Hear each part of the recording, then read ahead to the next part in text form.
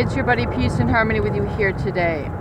We are zooming in and we are focusing in on part of the emotional mindset of the narcissist, and that is the concept of I'm not the loser, you are.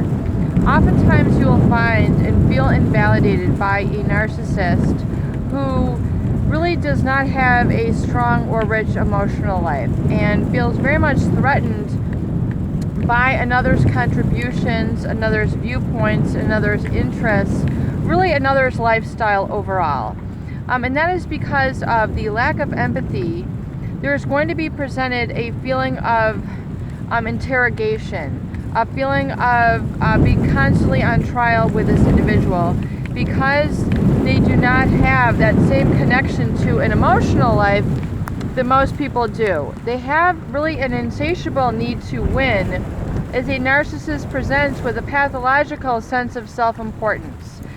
Pathological self-importance basically means that they need to be the one with the overriding, the predominant, the superior mindset, views, values, experience, opinions, everything that really has to go with being in the limelight, being in the center of attention. The narcissist really needs, not wants, needs to have this attention. And oftentimes they will need to devalue others and the emotional life of others, the emotional contributions, the perspective, the mindset of others, in order to maintain that objective and that result for them in their relationships. So a lot of people say, well, then how can really you maintain a relationship with a narcissist? Well, the narcissist will surround themselves with people who will then serve to value them and constantly validate who they are for them. So they constantly want to surround themselves with people who are subservient, who work for them, who are underneath them, or oftentimes they might surround themselves with people who are mirrors of them, who are willing to mirror back to them.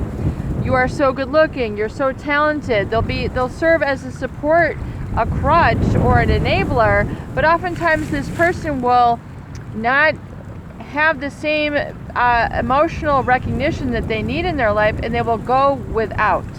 So it's oftentimes important to understand that if you are in a relationship with this person, you are going to need to go without. You're going to need to, quote unquote, be the loser as they reflect back, even though you are not a loser.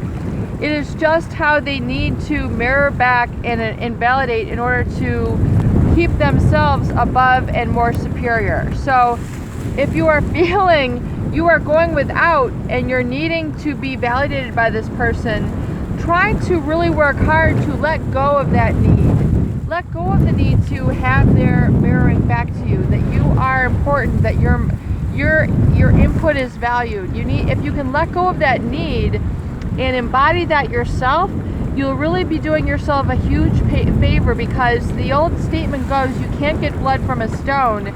You can't get validation, valuation, or really that positive feeling from them, because they are just not capable. That is not how they work. That's not their mindset. That's not their goal and objective. If anything, they're going to devalue in order to cause them to be shining brighter. Remember, that is the tactic.